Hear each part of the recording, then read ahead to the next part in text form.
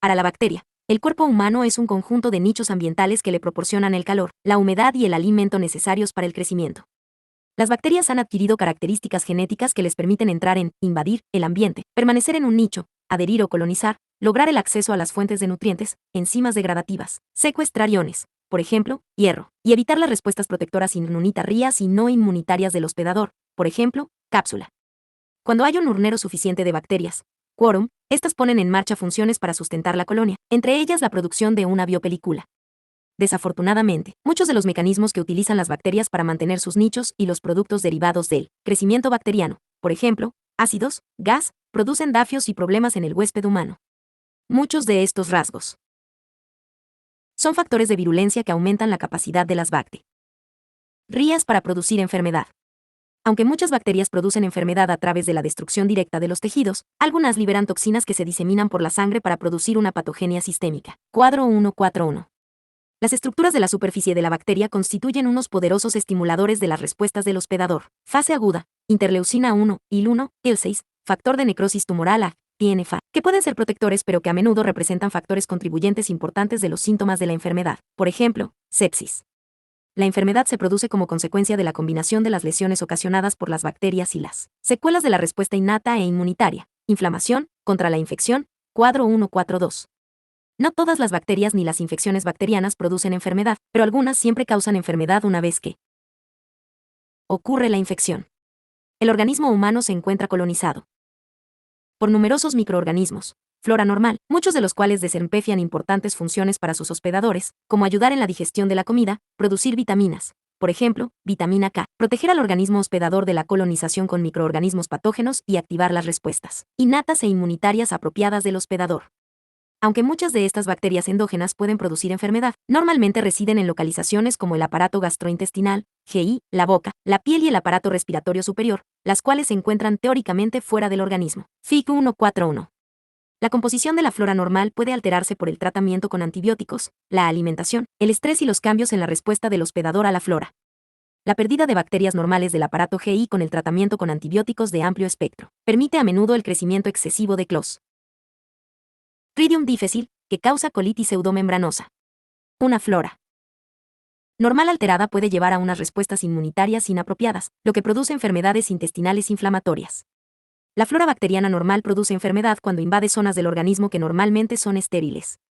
Las bacterias virulentas tienen mecanismos que favorecen su 134. Crecimiento en el hospedador a expensas de los tejidos de este o de la función del órgano. Las bacterias oportunistas aprovechan las condiciones preexistentes que potencian la vulnerabilidad de paciente, como la inmunodepresión, para desarrollarse y originar una enfermedad grave. Por ejemplo, los quemados y los pulmones de los pacientes aquejados de fibrosis quística tienen un mayor riesgo de infección por Pseudomonas aeruginosa, mientras que los afectados por el síndrome de inmunodeficiencia adquirida, SIDA, son muy susceptibles a la infección por bacterias de enriquecimiento intracelular, como las micobacterias. La enfermedad es el resultado del daño o la pérdida de FANS-AIN de un tejido u órgano debido a la infección, o respuestas inflamatorias por parte del hospedador. Los signos y síntomas de una enfermedad están determinados por el cambio en el tejido afectado. Las respuestas sistémicas se deben a la acción de toxinas y citocinas fabricadas como respuesta a la infección. La gravedad del proceso depende de la importancia del órgano afectado y la extensión de daño causado por la infección. Las infecciones de sistema nervioso central son especialmente graves. Igualmente, la cepa bacteriana y el tamaño del inóculo son factores fundamentales en la aparición de una enfermedad. Sin embargo, el umbral para que aparezca enfermedad es distinto para cada bacteria. Por ejemplo, menos de 200 Shigella para la Shigellus o 18 microorganismos de Vibrio cholerae o Campylobacter, para producir enfermedad del aparato digestivo. Los factores de hospedador también pueden desempeñar una función. Por ejemplo, aunque son necesarios 1 millón de microorganismos de salmonela o más para que se produzca una gastroenteritis en una persona sana, tan solo son necesarios unos millares de microorganismos en una persona cuyo pH gástrico haya sido neutralizado con antiácidos u otros medios. Los defectos congénitos. 2. Los estados de inmunodeficiencia, VCAP10, y las alteraciones producidas por otras entidades pueden incrementar también la susceptibilidad de un individuo a la infección. Cuanto más tiempo permanece una bacteria en el organismo, mayor es su número, su capacidad de diseminarse y su capacidad de producir lesiones tisulares y enfermedad, y mayor será la respuesta del hospedador.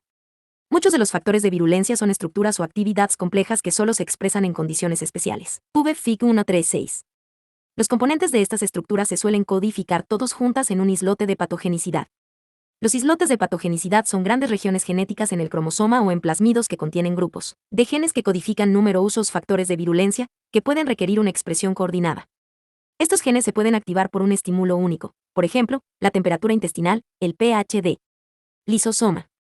Un islote de patogenicidad suele estar en el interior de un transposón y se puede transferir como una unidad a distintos lugares dentro de cromosoma o a otras bacterias.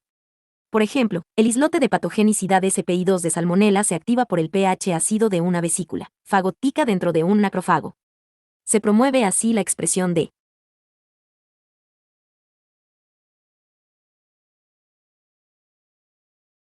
un aparato digestivo.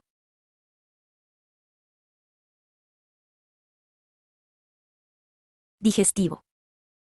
Figura 14a1.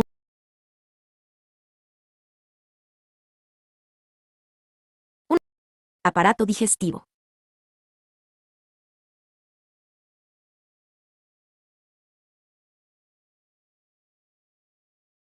Figura 14a1. Las superficies corporales como zonas de infecci 6N y de diseminasis 6N bacteriana. Las flechas rojas indican infecci 6N, las flechas moradas indican difusi 6N. Modificada de Goering RV, Dr. Lachim, Zuckerman Michaels, MIMS Medical Microbiology, 5. Ed. Filadelfia, 2013, Elsevier. 136 Microbiología Médica. De Colón después de la detección de una septicemia.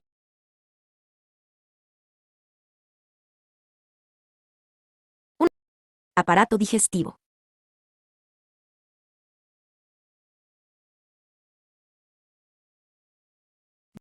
Aparato digestivo. Un, ap- un, un, un aparato respiratorio. Un aparato digestivo. Figura 14a1. Las superficies.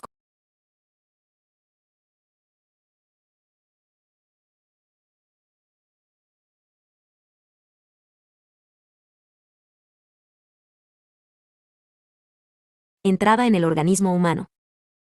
Para que se produzca una infección, las bacterias deben entrar primero en el organismo humano. Tabla 141. VFIG 141.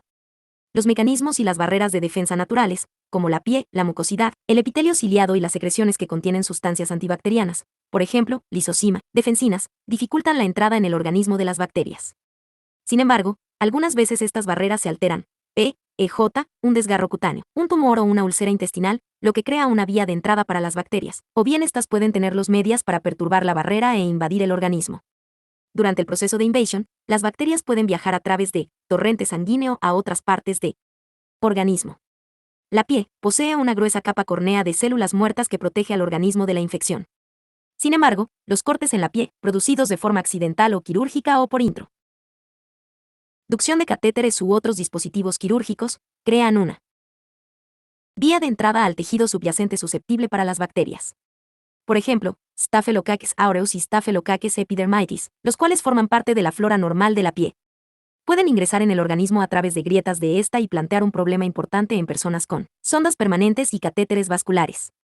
La boca, la nariz, el aparato respiratorio, los oídos, los ojos, el aparato urogenital y el ano son los sitios atroles de las cuales pueden entrar las bacterias en el organismo. Estas aberturas naturales de la piel y sus cavidades corporales asociadas están protegidas por defensas naturales como la mucosidad y el epitelio ciliado que tapiza el aparato respiratorio superior, la lisosima y otras secreciones antibacterianas en las lágrimas y en la mucosidad, y los ácidos y la bilis en el aparato digestivo, así como la inmunoglobulina, AIG, a secretora. Sin embargo, muchas bacterias no se ven afectadas o disponen de ciertos mecanismos para eludir estas defensas. Por ejemplo, la membrana externa de las bacterias gram negativas incrementa la resistencia de estas bacterias a la lisosima, las secreciones ácidas y la bilis. Por eso las enterobacterias son capaces de colonizar el aparato digestivo. Una brecha en la barrera normal puede permitir la entrada de estas bacterias en 6 genas a localizaciones, normalmente estériles de organismo, como el peritoneo y el torrente circulatorio, y causar enfermedad. Un ejemplo de esto es el paciente al que se le diagnostica un tumor.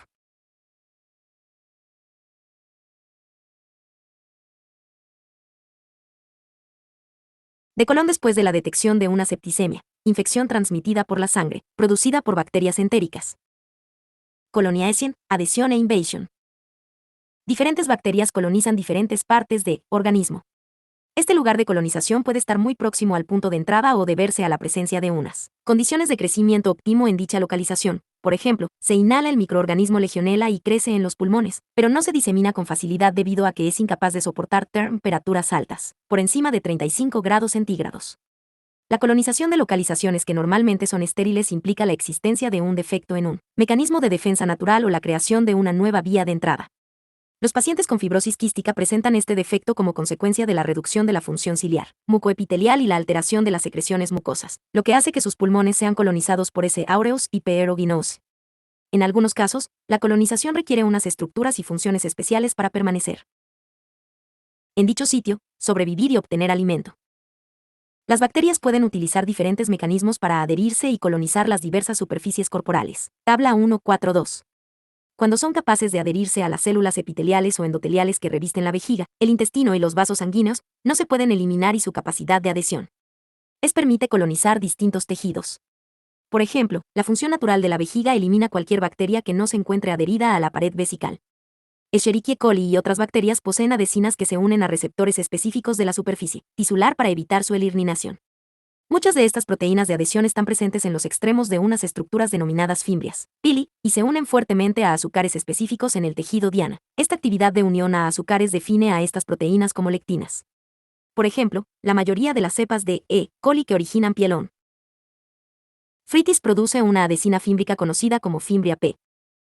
Esta adhesina se puede unir a los receptores de nogalactosil beta-lactocido, GAL-GAL, la cual forma parte de la estructura antigénica de grupo sanguíneo P en los eritrocitos y las células uroepiteliales humanas. Los pili de Neisseria gonorrhoeae también. Tabla 14 a 2 ejemplos de mecanismos bacterianos de adherencia. Son factores importantes de virulencia. Se unen a receptores de oligosacáridos en las células epiteliales. Los microorganismos de Yersinia, Bordetella pertussis y Mycoplasma pneumonia y expresan proteínas de adhesión que no se localizan en las fimbrias. Los streptococcus, S. aureus y otras bacterias secretan proteínas que se unen a componentes de la matriz extracelular de las células epiteliales como fibronectina, colágeno o laminina que en conjunto se denominan SCRAM, microls de adhesión de la matriz que reconocen a componentes de la superficie microbiana. Una adaptación bacteriana especial que facilita la colonización, especialmente de los dispositivos quirúrgicos como las válvulas artificiales o los catéteres permanentes, es una biopelícula. En ella, las bacterias se encuentran englobadas por una membrana viscosa de polisacáridos que mantiene a las células unidas entre sí ya a la superficie. La producción de una biopelícula requiere una cifra suficiente de bacterias. Quórum. Cuando los microorganismos de P. aeruginosa determinan que el tamaño de la colonia es suficientemente grande, producen una biopelícula, quorum sensing. La plaque dental constituye otro ejemplo de una biopelícula. La matriz de la biopelícula puede proteger también a las bacterias contra las defensas del hospedador y la acción de los antibióticos. Aunque las bacterias carecen de mecanismos que permitan atravesar la piel, algunas especies bacterianas pueden atravesar las membranas mucosas y otras barreras tisulares para entrar en regiones normalmente estériles y en tejidos más susceptibles. Estas bacterias invasivas destruyen las barreras, inducen inflamas a IEM para aumentar la permeabilidad de la barrera, o penetran en las células que conforman dicha barrera. Los microorganismos pertenecientes a Salmonella y Yersinia son bacterias entéricas que emplean fimbrias para unirse a células M, micropliegues, de colon, y a continuación, inyectarles proteínas que estimulan a la célula para que se invagine y capte las bacterias. Estas bacterias provocan un dispositivo de secreción de tipo 3 parecido a una jeringa molecular que inyecta factores generadores de poros y moléculas efectoras dentro de las células de hospedador. Las proteínas efectoras pueden facilitar la captación e invasion, para mover la supervivencia intracelular y la replicación de las bacterias o la muerte por apoptosis de la célula hospedadora. E. coli enteropatógena secreta proteínas en la célula hospedadora que crean un sistema de anclaje portátil para su propio uso y Salmonella emplea este dispositivo para fomentar su captación en una vesícula. Lo microorganismos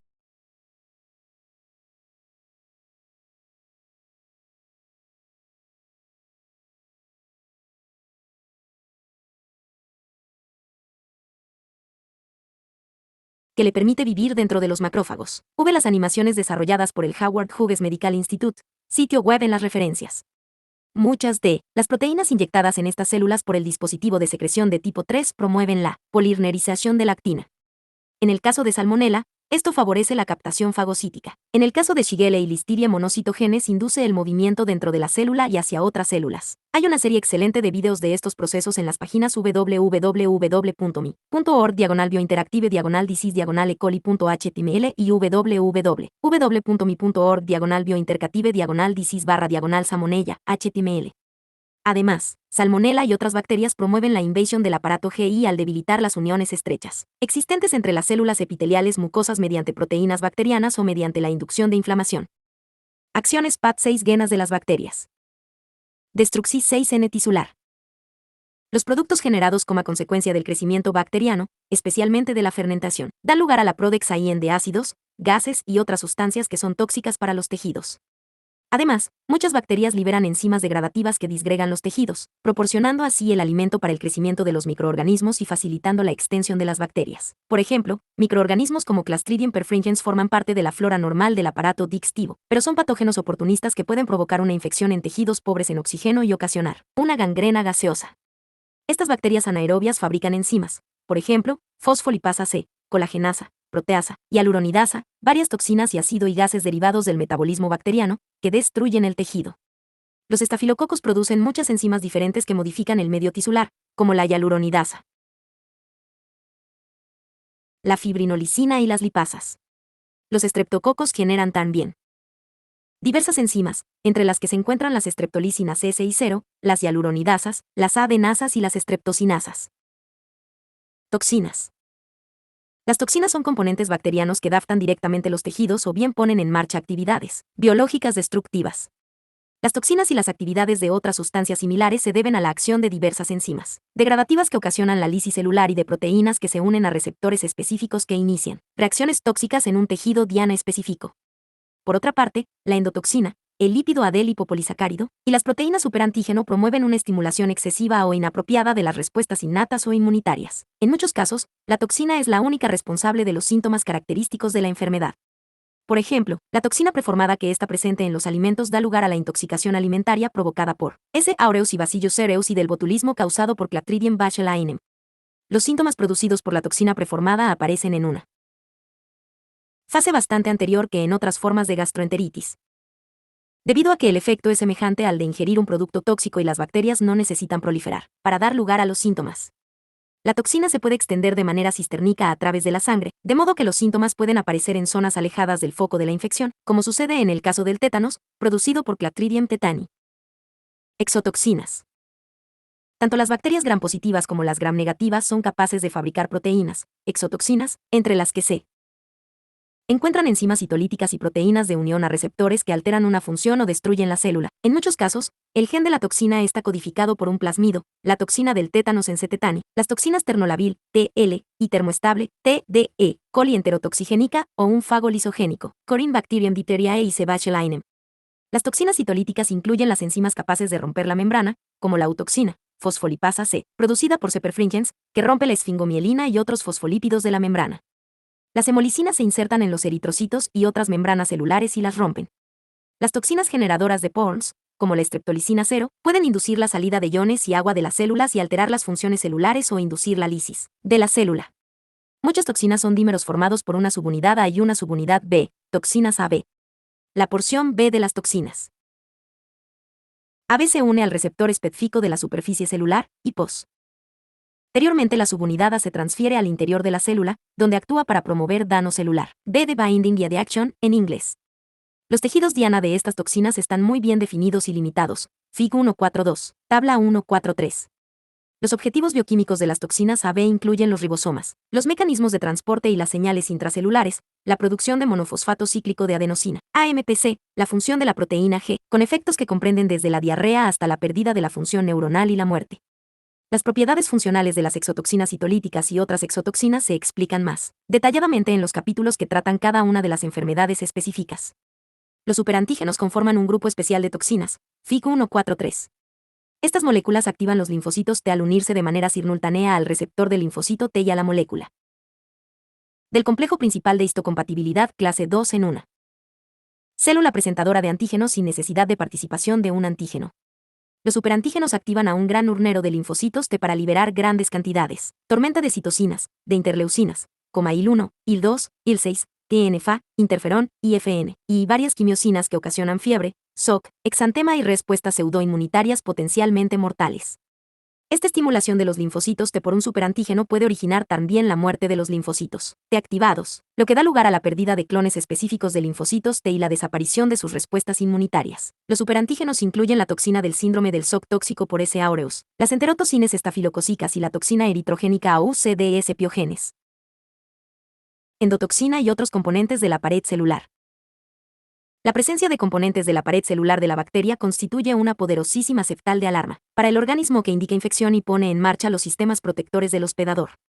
Los patrones moleculares asociados a patógenos, PAMP, se unen a moléculas receptoras tipo TOI, TLR, y otras moléculas y estimulan la producción de citocinas, VCAPs.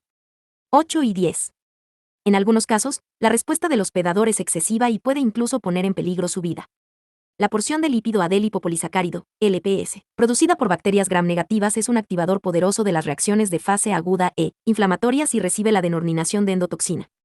Es importante tener en cuenta que la endotoxina no equivale a la exotoxina y que únicamente las bacterias gram-negativas fabrican endotoxinas. Pueden producirse respuestas más débiles similares a las producidas por endotoxinas en estructuras de bacterias gram-positivas, que incluyen los ácidos lipoteicoicos. Las bacterias gram-negativas liberan endotoxinas durante la infección. La endotoxina se une a los receptores específicos. Capítulo 14. Mecanismos de patogenicidad bacterianas.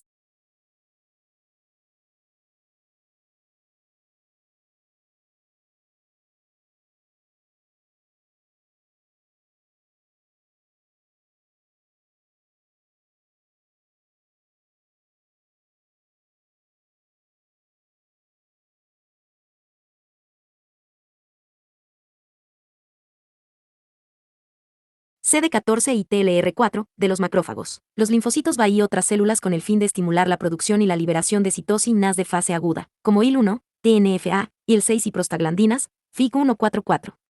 La endotoxina estimula, igualmente, la proliferasis 6N, nitogena, de los linfocitos B. A concentraciones bajas, la endotoxina estimula también el desarrollo de respuestas protectoras como la fiebre, la vasodilatasa IN y la activación de las respuestas inmunitaria e inflamatoria. Cuadro 143.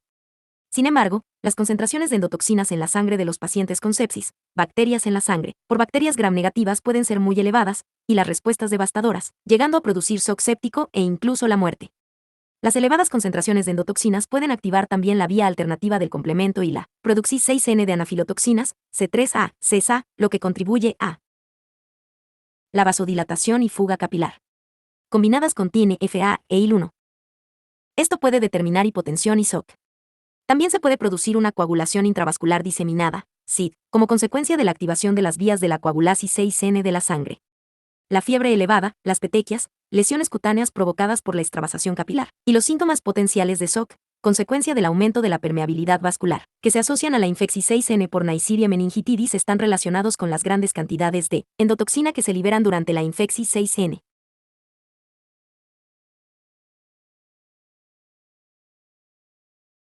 Inmunopatogenia. En muchos casos, los síntomas de la infección 6N bacteriana se producen porque la infección 6N causa unas respuestas inmunitarias e inflamatorias excesivas.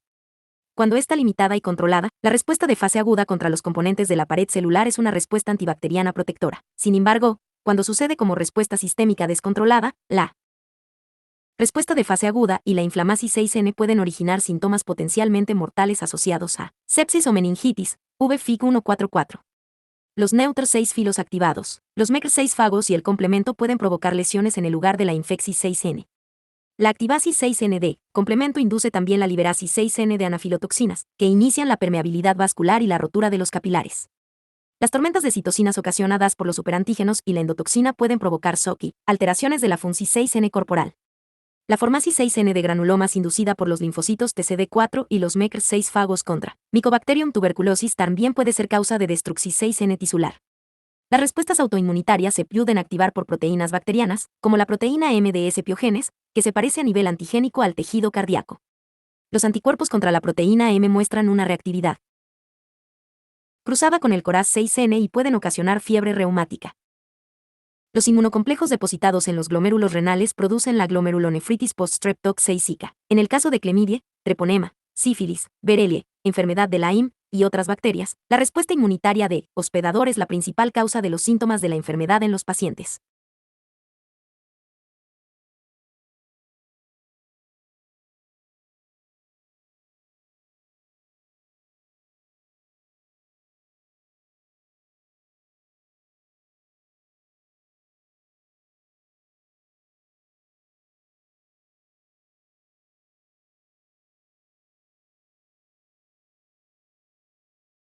Mecanismos de evasión.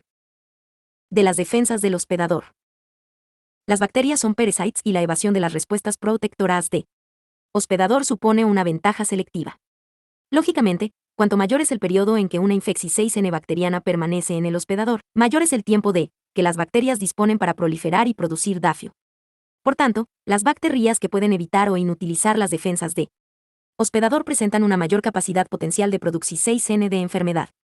Las bacterias han desarrollado diversos mecanismos para eludir las principales defensas antibacterianas, al eludir su reconocimiento y destrucción 6N por las células fagocíticas, inactivar o evitar el sistema de complemento y anticuerpos, e incluso mediante la proliferación 6N intracelular con el fin de esconderse de estas respuestas de hospedador, cuadro 144. La cápsula constituye uno de los factores de virulencia más importantes, cuadro 145. Estas estructuras protegen a las bacterias de las respuestas inmunitarias y fagocíticas. Por lo general, las cápsulas están formadas por polisacáridos, los cuales son poco inmun 6 llenos. La cápsula de S-piogenes, por ejemplo, se compone de ácido hialurónico, el cual remeda al tejido conectivo humano para enmascarar a las bacterias y eludir que sean reconocidas por el sistema inmunitario. Esta cápsula actúa también como una camiseta de fútbol resbaladiza, la cual resulta difícil de asir y se rasga cuando un fagocito la toma. Igualmente, la cápsula protege a la bacteria de su destrucción 6N en el interior de un fagolisosoma. Cuadro 14 a 4 defensas microbianas contra los mecanismos inmunoléquicos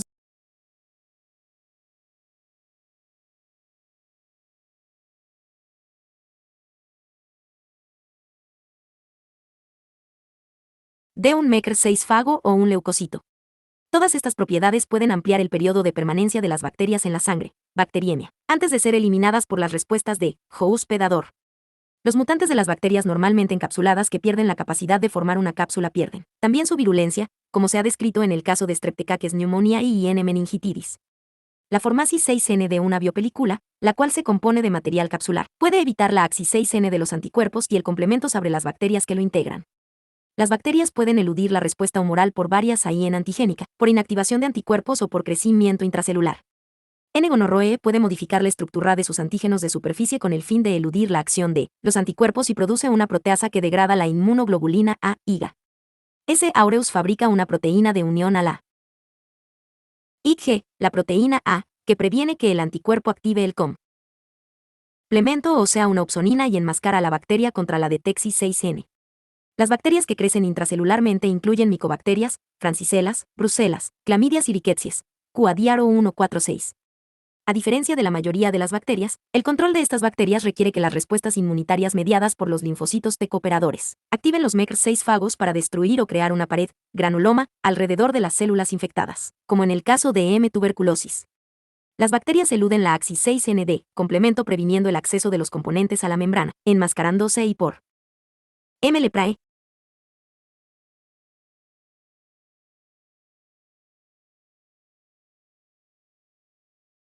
Inhibición de la activación de la cascada. El grueso peptidoglucano de las bacterias gram positivas y el antígeno OUT gran longitud de LPS de la mayoría de las bacterias gram negativas, no especies de Neisseria, previenen que el complemento acceda a la membrana bacteriana y la protegen de tigano. Al degradar el componente CESA-D, complemento, ese piogenes puede limitar la quimiotaxia de los leucocitos al foco de infección. Para compensar la falta de antígeno cero, N-gonorroe une el ácido ciálico a su lipoligosacárido, LOS, para inhibir la activación de complemento. Los fagocitos, neutrófilos, macrófagos, representan la defensa antibacteriana más importante. Si bien un gran número de bacterias puede burlar la fagocitosis a través de diversos mecanismos o mediante la destrucción del fagocito. Pueden producir enzimas capaces de lisar las células fagocíticas. Por ejemplo, la streptolicina producida por S-piogenes o la toxina fabricada por CPER. Franchens. Pueden inhibir la fagocitosis, por ejemplo, como consecuencia de la presencia de la cápsula y de la proteína M producidas por S-piogenes, o bien inhibir la destrucción intracelular. Los mecanismos bacterianos de protección contra la destrucción intracelular incluyen la inhibición de la fusión de fagolisosoma, evitando así el contacto con sus contenidos bactericidas, especies de Mycobacterium, la resistencia mediada por la cápsula o por enzimas a las enzimas o las sustancias lisosórnicas bactericidas o la capacidad para pasar del fagosoma al citoplasma menor que el hijo hospedador antes de exponerse a las enzimas lisosomales. Tabla 144 y Fig 145. La producción de catalasa por los estafilococos puede degradar el peróxido de hidrógeno producido por el sistema de la mieloperoxidasa. Muchas de las bacterias que son fagocitadas pero sobreviven a la fagocitosis pueden utilizar la célula como un lugar para proliferar y eludir las respuestas inmunitarias, así como un medio para diseminarse por todo el organismo.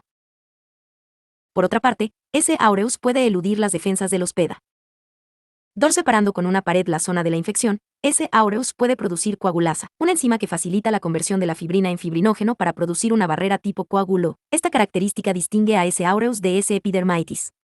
S. aureus y S. piogenes y otras bacterias son piogenas, formadoras de pus, y la formación de pus con la muerte de los neutrófilos limita el acceso de anticuerpos o de antibióticos a las bacterias. M. tuberculosis es capaz de sobrevivir en el hospedador al promover la creación de un granuloma, en el que las bacterias viables pueden subsistir durante toda la vida de individuo infectado. Las bacterias pueden reanudar su proliferación cuando se produce cualquier alteración de estado inmunitario del hospedador.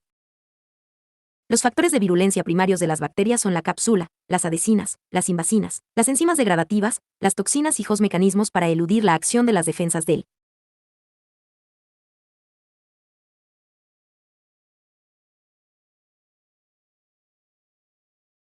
hospedador. Las bacterias pueden poseer un único mecanismo de virulencia. Por ejemplo, Sediteria dispone de un único mecanismo de virulencia basado en la toxina diftérica. Otras bacterias expresan diversos factores de virulencia.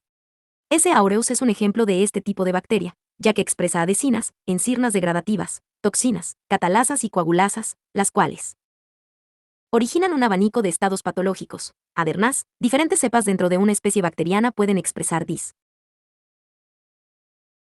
mecanismos de virulencia. Por ejemplo, los síntomas y las secuelas de la gastroenteritis, diarrea, producida por E. coli.